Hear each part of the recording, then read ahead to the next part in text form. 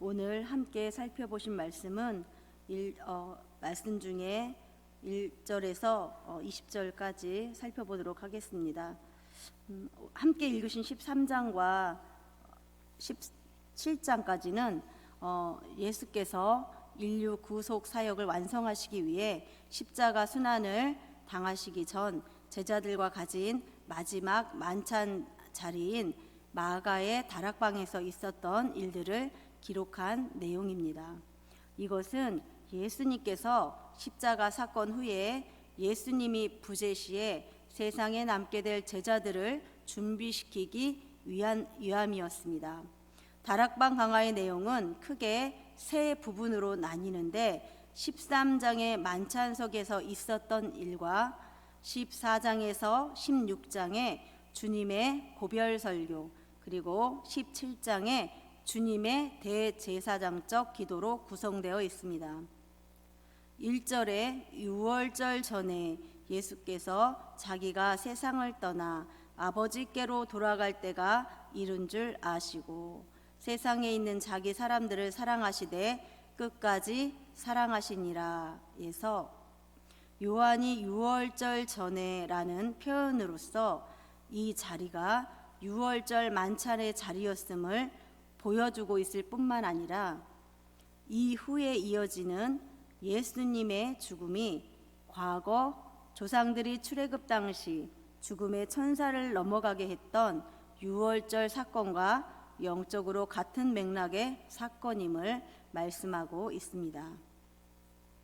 즉 예수님의 죽음이 곧 죄악의 포로된 자를 사망의 권세에서 건져내는 사건일 뿐 아니라 출애굽 때에 이스라엘 장자들의 목숨을 구한 유월절의 어린 양의 죽음과 같은 대속적 죽음이었음을 암시하고 있습니다.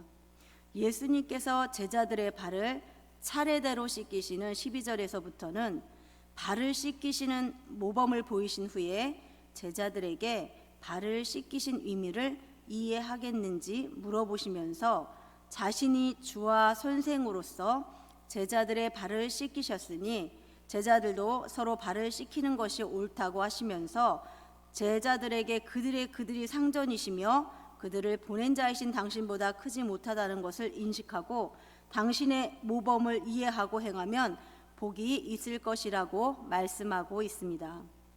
14절을 보면 주님은 너희도 서로 발을 씻기는 것이 옳으니라고 말씀하셨습니다. 그런데 34절에 보면 주님은 그 세족식 자리에서 서로 사랑하라는 새 계명을 주셨음을 볼 수 있습니다. 이는 각 성도 간의 사랑이 구체적으로 어떠한 모습이어야 하는지를 분명히 밝혀주신 것이라고 할 수 있습니다. 그런데 우리는 요한복음과 다른 공관복음서 사이에 현저한 구체적 차이가 있다는 점을 인식하면서 이 말씀을 볼 때 이러한 주님의 말씀과 계명에는 좀 더 중요한 의미가 담겨 있음을 알 수 있습니다. 마태, 마가, 누가복음으로 이어지는 공관복음서를 보면 한결같이 주님께서 최후의 만찬을 거행하시며 성찬식을 영원한 규례로 세우셨음을 알 수 있습니다. 곧 떡을 주시며 이것을 위하여 주는 내 몸이라 너희가 행하여 나를 기념하라고 말씀하셨고 또 잔을 주시며 이 잔을 내 피로 세우신 새 언약이라고 말씀하신 것입니다. 그런데 요한복음을 보면 성찬식의 기록 가운데 이 말씀이 완전히 생략되고 있습니다. 그리고 대신 바로 이 세족식의 예식과 새 계명이 기록되어 있는 것입니다. 따라서 주님께서는 최후의 만찬석상에서 제자들에게 떡과 잔을 나누는 성찬 예식을 거행하라는 것과 서로의 발을 씻기는 행위로 대표되는 성김의 명령을 하셨음을 알 수 있습니다. 성찬식이 세례와 더불어 그리스도와의 연합을 상징한다면 세족식은 십자가의 피를 통한 죄 씻음과 동시에 이웃과 세상에 대한 섬김이라는 실천적 의미를 갖는다는 것입니다. 따라서 세례와 성찬이 성도와 그리스도와의 연합의 외적 표현이라면 세족식과 성김은 그러한 성례를 마친 성도의 구체적인 삶의 내용인 것입니다. 성도 여러분, 오늘 본문을 보면 주님께서는 선생으로 친히 제자들의 발을 씻기는 모범을 보이시고 이처럼 이웃을 섬기는 자가 복이 있다고 말씀하셨습니다. 그러므로 이웃을 섬기라는 말씀은 단순한 인간의 말이 아니라 하나님의 말씀입니다. 사랑하는 성도 여러분, 흔히 사람들은 이 세상에 제약이 만연하고 많은 불행한 일들이 벌어지면 하나님이 없다고 말하곤 합니다. 또한 지진과 홍수 등의 자연재해가 일어났을 때에도 많은 사람이 하나님이 이 모든 자연의 창조자라면 어째서 이러한 자연의 무질서가 가능하겠는가고 묻곤 합니다. 하지만 과연 그렇습니까? 아닙니다. 성경을 보십시오.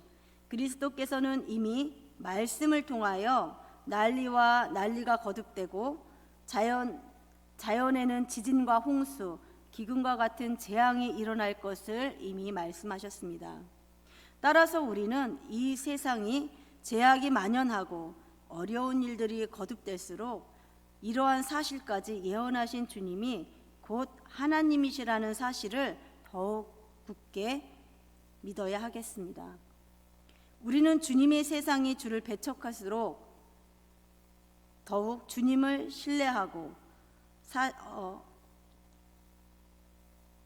그를 믿는 믿음 안에 굳게 섬으로써 영광의 주님이 다시 오시는 날에 기쁘게 맞이하는 충성스러운 성도들이 되며 동시에 이러한 주님께서 곧 다시 오실 것을 기대하며 이 강포한 세상에서 더욱 열심을 품고 겸손한 모습으로 이웃을 섬기는 성도의 삶이 되시기를 예수님의 이름으로 축복합니다. 기도하겠습니다.